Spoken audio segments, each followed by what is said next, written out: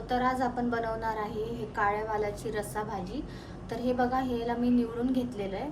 तर आता हे कुकरमध्ये मी पाणी गरम करायला ठेवलं होतं। आता मी याला 2 ते शिट्टी देऊन याला मी उकळून घेणार आहे। पाणी मी थोडंसंच ॲड केलं आहे याच्यामध्ये। आणि आता याच्यामध्ये थोडंसं मीठ आपल्याला ॲड करायचं आहे शिजवताना। बाकी आपण भाजी बनवताना आपण ॲड करू। आणि आता याला मी शिजवून घेणार आहे।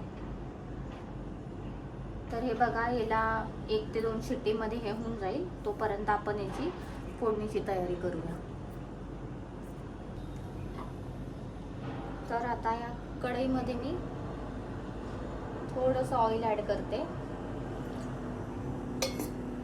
ऑइल थोडं गरम होऊ द्या। तर हे ऑइल गरम झालंय। आता यामध्ये मी थोडी मोहरी ॲड करते। मोहरी फुटली की थोडंसं मी जिरं ॲड करणार आहे। हा बारीक चिरलेला कांदा,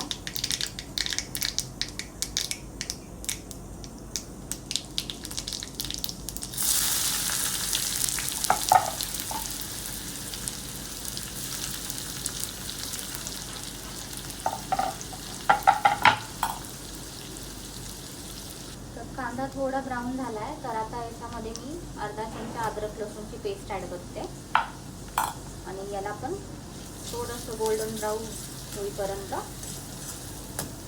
तेलामध्ये फ्राय करून घ्या।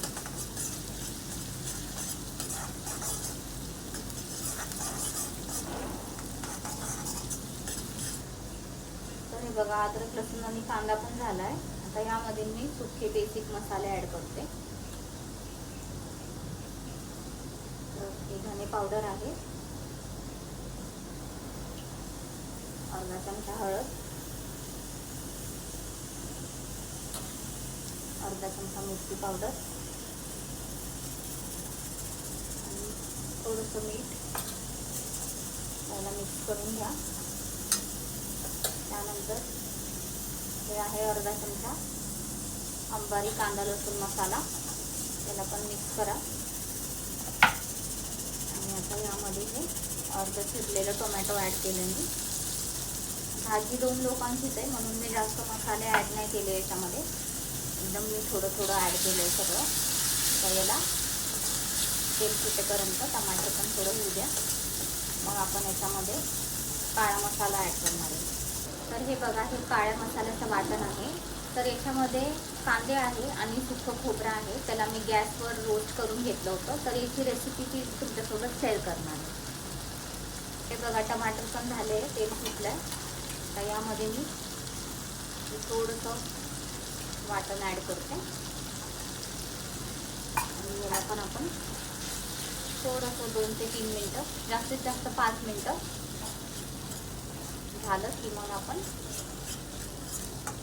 पाणी टाकून ॲड करणार आहे भाजी आपली। तर याला पण थोडं तेल सुटेपर्यंत भाजून घ्या।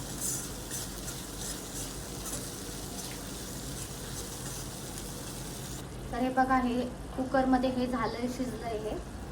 आता याचं पाणी मी वेगळं काढून घेतलंय आणि आता आपण चेक करूया शिजलं आहे की नाही। तर हे बघा, ते व्यवस्थित सॉफ्ट शिजलंय। आता यामध्ये मसाला पण आपला झालेला आहे। तर आता हे याच्यामध्ये मी ॲड करते।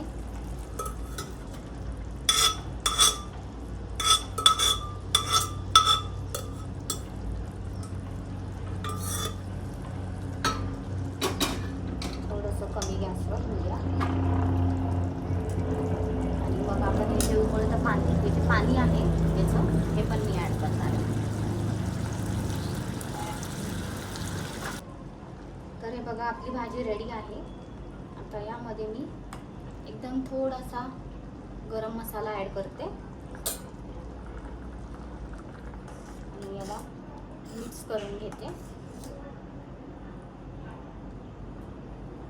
त्यानंतर याच्यामध्ये कोथिंबीर ॲड करणार आहे। तर आपली भाजी रेडी आहे. हे बघा, आता याला भाकरी किंवा चपाती सोबत सर्व करू शकता तुम्ही लोक. तर ही जर रेसिपी तुम्हाला आवडली असेल तर माझ्या चॅनलला लाईक आणि सबस्क्राईब करा. थँक्यू.